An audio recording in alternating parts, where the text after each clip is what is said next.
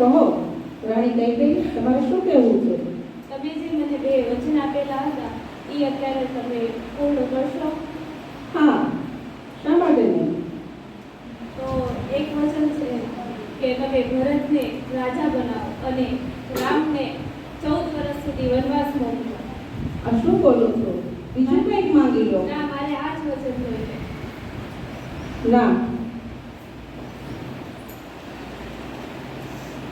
ત્યારબાદ તેઓ વનમાં જાય છે અને તેમનું વન્ય જીવન શરૂ થઈ જાય છે.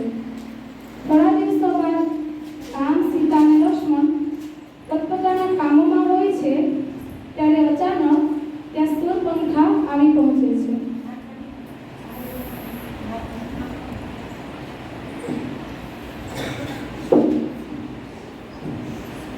મારે તમારી સાથે લગ્ન કરવા છે. એ શક્ય નથી. ના, મારે તમારી સાથે લગ્ન છે. એ શક્ય નથી. હું વર્ણિત પુરુષ છું અને હું એક પત્ની વ્રત ધરી છું. એવી તો કઈ સ્ત્રી છે જે મારા કરતા રૂપાળી છે? આ રહી મારી ધર્મપત્ની સીતા. લક્ષ્મણ, હું તમને બધાને જોઈ લઈશ. આ પ્રસંગ પૂર્ણ થયા બાદ દેખાય છે.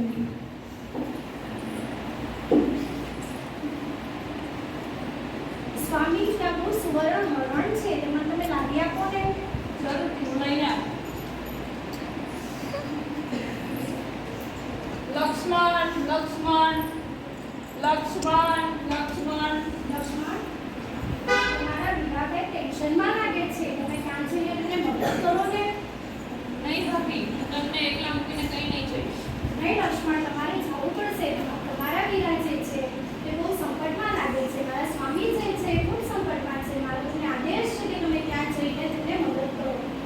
ઠીક છે, હું જાઉં છું, પણ તમે આ લક્ષ્મણ રેખાને પાર નહીં કરતા. વાંધો નહીં. માતા સીતાનો આદેશ સાંભળીને લક્ષ્મણ રામની મદદ કરવા વનમાં જાય છે. ભિક્ષા દેવી, પ્રણામ મુનિવર. ભિક્ષા દેવી, ભિક્ષા દેવી. હું એવી રીતના ભિક્ષા નહીં સ્વીકારતી. નહીં મુનિવર, તમારે આ ભિક્ષા સ્વીકાર કરવો પડશે. નહીં, બહાર આવીને ભિક્ષા આપો તો જ હું સ્વીકાર કરી. ભિક્ષા મને લક્ષ્મણે આ લક્ષ્મણ રેખા પાર કરવાની ના પાડી છે. નહીં, બહાર આવીને ભિક્ષા આપજો તો જ હું સ્વીકાર કરી. ભિક્ષા વાંધો નહીં, દેવી, હું બહાર આવીને તમને ભિક્ષા આપું. ભિક્ષા દેવી.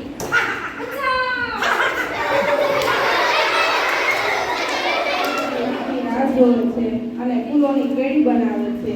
ત્યાં રામ આવીને પહોંચે છે.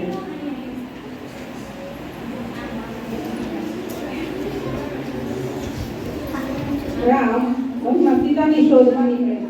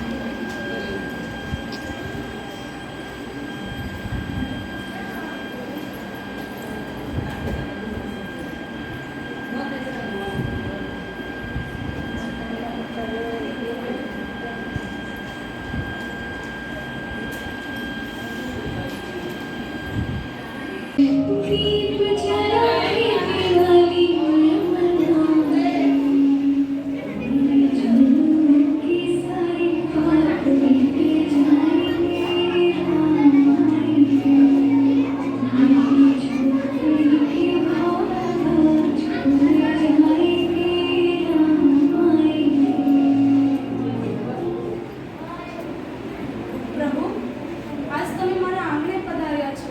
હું આ સમયની કેટલા સમયથી રાહ જોઈ રહી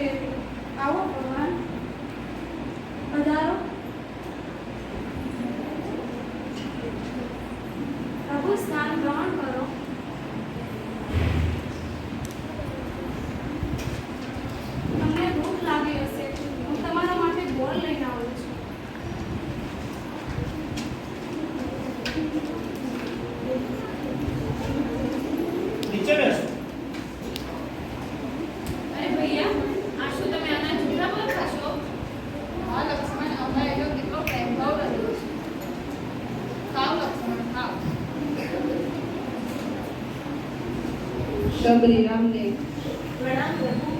પ્રણામ આયુષ્માન ભવ. પ્રભુ લંકા કે સીતા માતાની